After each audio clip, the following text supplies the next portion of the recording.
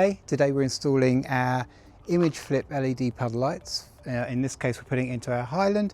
They're compatible with all Model 3, all Model Y and pre-refresh S and X, not compatible with Cybertruck or refresh S and X. So what are image flip LEDs? I'm going to flash up a couple of examples now, but basically they scroll between two fixed images. So to start off with, we're offering the white word mark with a red logo, or the white word mark with a blue logo. So that's what we've got in the box. The only things you need to install it are some sort of pry tool. This is our spudger. We've been selling these for 10 plus years. It's far more rigid than the typical kind of orange trim tools you might see on Amazon or some of those cheaper tools that kind of come with some other kits. So as long as you've got something to pry the bulb out, that's all you need. And then if your knees are old as cranky as mine, then something to kneel on while you're doing it. But it's a super quick install, so let's get going. Okay, so here we are on the passenger side front. I'm going to do a front and a rear. They're obviously the same on both sides of the car, just mirrored. So this is the factory bulb. You should be able to see a notch at one end to get your pry tool under. So I'm just going to pry this out. And you may have more of a fight than we do, because obviously this has been in and out many times, but it does come out, and just kind of pry on each edge as you need to. And then it's going to be difficult to see because, as you can see, there's no cable on here at all. So that's the power supply there, but it's very short. So make sure it doesn't vanish up into the door. It shouldn't, but just keep it there. And then I'm going to grab the bulb. So we're on the right side, so I'm going to grab the one labelled right. So you can hopefully see there.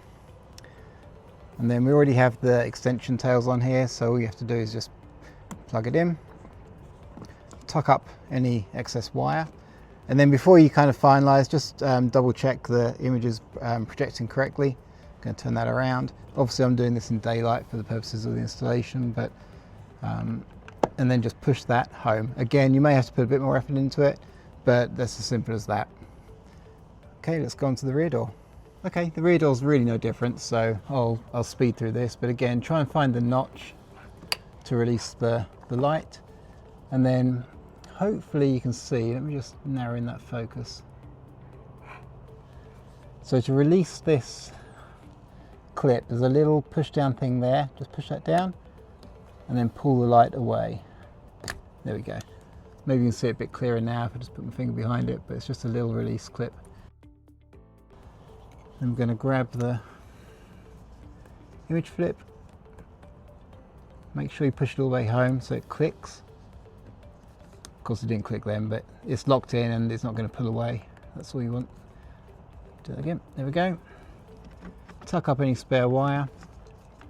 Again, doing this in daylight, but just kind of project it, or check the projection to make sure it's the right way around. It wasn't, so I'm going to turn it and then push this home. You'll see when you get it fully inserted, this one's at a slight angle, so do make sure it's pushed all the way home on both sides.